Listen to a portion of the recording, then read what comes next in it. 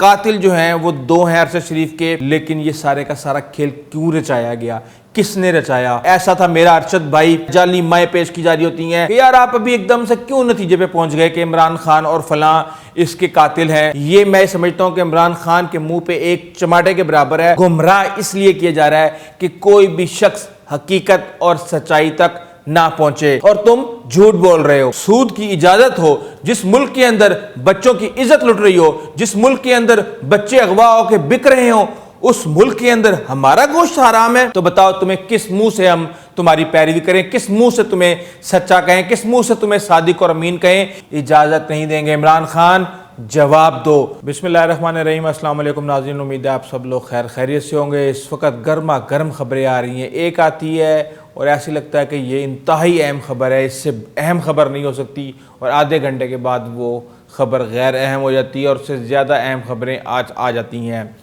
فیصل واڈا کی press conference نے بہت سے سوالات کھڑے کیے، اور ایک طرح سے تحریک انصاف کی جو صفیں ہیں ان میں تھرتھلی مچ گئی، اور فیصل واڈا جو ہے وہ ڈاٹس چھوڑ کے چلے گئے۔ انہوں نے کوئی بات کلیئر نہیں کی کہ کس نے مارا، کیوں مارا، کیسے مارا، کس طرح مارا، ان کے نام کیا ہیں اور اس کا نتیجہ کیا نکلنا چاہیے۔ وہ اتنا سا کہہ کے اور وہ کھسک گئے۔ لیکن صبح جو press conference D G I S I اور D G I S P R نے کی ہے، اس نے اس کو ایک نئی شکل دی، اور جہاں پہ وہ کام چھوڑ کے گئے تھے اس کو اگلی منزل تک پہنچایا، اور اس کے بعد رانا ثناء اللہ نے آ کے اس کو اپنی اصل منزل تک پہنچا دیا۔ اور ان کا یہ کہنا ہے کہ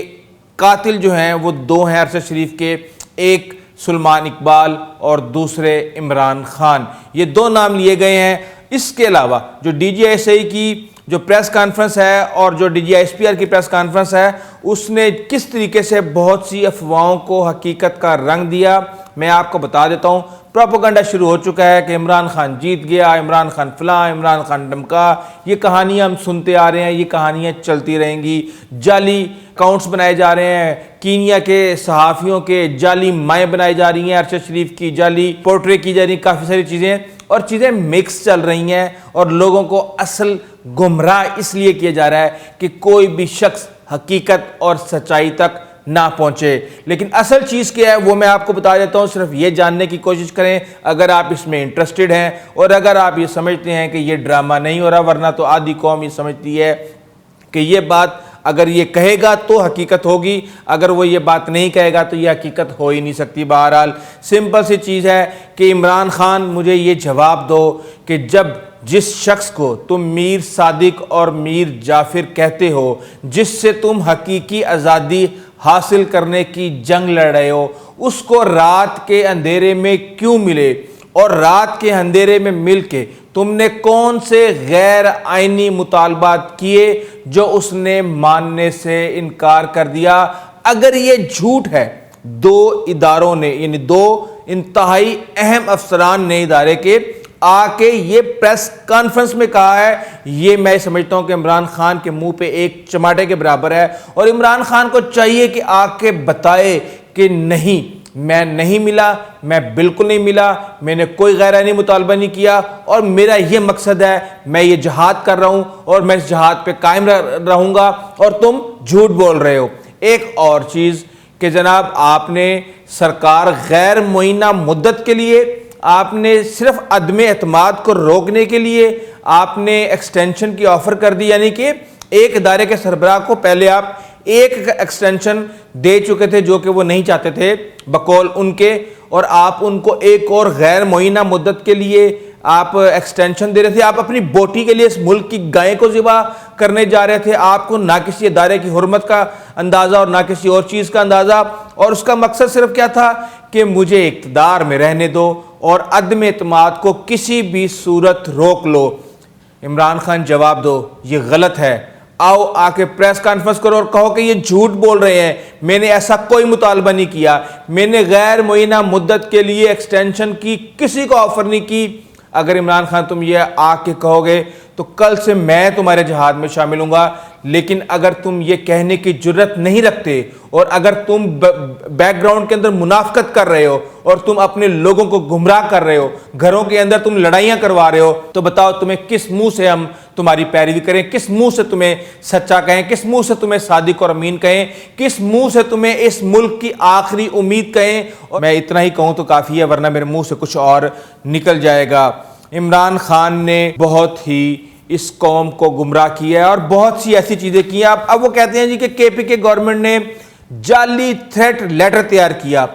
کے پی کی حکومت ابھی تک جواب کیوں نہیں دے رہی کہ جعلی تھریٹ لیٹر ہم نے تیار نہیں کیا؟ ہم نے وہ ماحول تیار نہیں کیا کہ جس کی وجہ سے ارشد شریف کو اس ملک سے باہر جانا پڑا۔ بتائے آ کے اے آر وائی کی انتظامیہ بھی آ کے بتائے، میں بڑی عزت کرتا ہوں، میرے بہت اچھے تعلقات ہیں اور اللہ کرے کہ ان کا اس چیز کے اندر کوئی بھی کردار نہ ہو، لیکن سوالوں کے جواب تو دینے پڑیں گے کہ کیوں، کس نے کس طریقے سے ارشد شریف کو بھلا پھسلا کے اور مینج کر کے باہر بھیجا بقول ڈی جی آئی صحیح۔ وہ تو سارا کا سارا کام اے آر وائی کی انتظامیہ نے کیا ہے اور عمران خان خود مان چکے ہیں کہ میں نے 2 دفعہ اس کو کہا کہ آپ اس ملک سے باہر چلے جائیں۔ اس ملک سے باہر بھیجنے کے بعد آپ نے اس کو لاوارث چھوڑ دیا۔ اس بات کا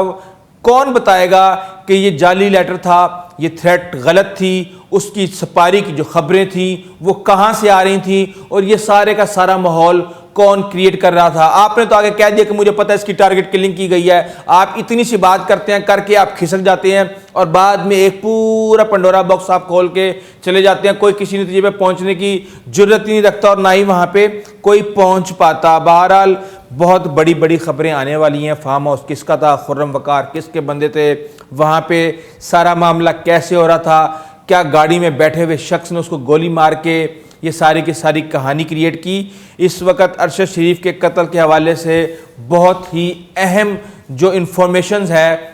یہ اگلے 1 ہفتے کے اندر بہت کچھ کھل جائے گا۔ میں نے اپنے پچھلے ویلاگ میں کہا تھا، جس میں میں نے آپ کو کہا تھا کہ عمران خان نے ارشد شریف کو مروایا، اس میں نے آپ کو بتایا تھا کہ اگلے 48 گھنٹے کے اندر بہت کچھ کھل جائے گا اور 48 گھنٹے پورے نہیں ہوئے، بہت کچھ کھل چکا ہے، کڑیاں مل چکی ہیں، لڑیاں جڑ چکی ہیں اور نظر آ رہا ہے کہ یہ سارے کا سارا ملبہ کس کے اوپر پڑ رہا ہے۔ اب لوگ یہ کہتے ہیں کہ یار آپ ابھی ایک دم سے کیوں نتیجے پہ پہنچ گئے کہ عمران خان اور فلاں اس کے قاتل ہیں یا اس کا انہوں نے قتل کروایا؟ تو میرا ان سے صرف اتنا سا سوال ہے کہ 3:30 بجے جب پاکستان کے اندر خبر آئی، اب ڈی جی آئی صحیح تو یہ بھی کہہ گئے کہ جناب کس کو خبر ملی سب سے پہلے؟ کاشف عباسی الگ سے اپنا بیان دے گئے کہ مجھے اے آر وائی کی انتظامیہ نے کہا کہ آپ اس کے گھر جاؤ اور جا کے بتاؤ، اور میں نے انکار کر دیا اس سے پہلے کہ ان کو میڈیا سے خبر ملے۔ بہرحال اب بات یہ ہے کہ جب 3:30 بجے خبر آتی ہے اور 6 بجے تک بیانیہ تیار ہوتا ہے اداروں کے خلاف، جنرل باجوہ کے خلاف،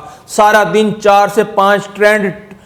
فلی ٹرینڈ کر رہے ہوتے ہیں جھوٹے وہ لوگ جو کہ اس کو بدماش کہہ رہے تھے، پھر اس کو کیا بتا رہے ہوتے ہیں کہ ایسا تھا میرا ارشد بھائی، ڈرامہ چل رہا ہوتا ہے، جعلی مائیں پیش کی جا رہی ہوتی ہیں، وہاں پہ جعلی بہنیں پیش کی جا رہی ہوتی ہیں، جعلی تابوت دکھائے جا رہے ہوتے ہیں اور بہت کچھ جعلی اس کے اندر چل رہا ہوتا ہے۔ لیکن یہ سارے کا سارا کھیل کیوں رچایا گیا، کس نے رچایا، کس کا مقصد کیا تھا؟ میں کئی دفعہ یہ کہہ چکا ہوں کہ پاکستان اس تمبو کی طرح ہے جو صرف اور صرف ایک قلعہ جسے ہم فوج کہتے ہیں اس کے ساتھ بندھا ہوا ہے، اس کے علاوہ پاکستان کا سب کچھ درم برم ہے، نہ یہاں پہ پارلیمنٹ کی کوئی اوقات ہے، نہ یہاں پہ کسی اور ادارے کی کوئی اوقات ہے۔ اگر آپ اس ادارے کو بھی اس طریقے سے، اتنے خوفناک طریقے سے متنازع کریں گے تو اس کا مطلب یہ ہے کہ آپ پاکستان کی سالمیت کے ساتھ کھیلنے جا رہے ہیں، جس کی ہم آپ کو کسی صورت بھی اجازت نہیں دیں گے۔ عمران خان جواب دو کہ رات کے اندھیرے میں کیوں ملنے گئے تم جنرل باجوہ سے؟ تم نے جنرل باجوہ کو ایکسٹینشن کی آفر غیر معینہ مدت کے لیے کیوں کی؟ یہ جواب تمہیں دینے پڑیں گے، اس کے بغیر جان نہیں چھوڑے گی۔ یہ نہیں ہے کہ ایک بندہ حرام گوشت گدھے کا بیچ رہا ہے، ہم اس سے کہیں کہ جناب تم حرام گوشت کیوں بیچ رہے ہو؟ تو وہ کہے جناب میں حرام گوشت بیچ رہا ہوں، میں حرام گوشت بیچ رہا ہوں۔ جس ملک کے اندر لوگوں کو لوٹ کے پیسہ باہر لے جایا جائے، جس ملک کے اندر سود کی اجازت ہو، جس ملک کے اندر بچوں کی عزت لٹ رہی ہو، جس ملک کے اندر بچے اغوا ہو کے بک رہے ہوں، اس ملک کے اندر ہمارا گوشت حرام ہے۔ ایک برائی کو چھپانے کے لیے دوسری برائیوں کے ساتھ کمپیریزن کر کے اپنا چہرہ نہیں چھپایا جا سکتا، یہ ایک حقیقت ہے۔ آئندہ تک اجازت دیجیے، اللہ حافظ.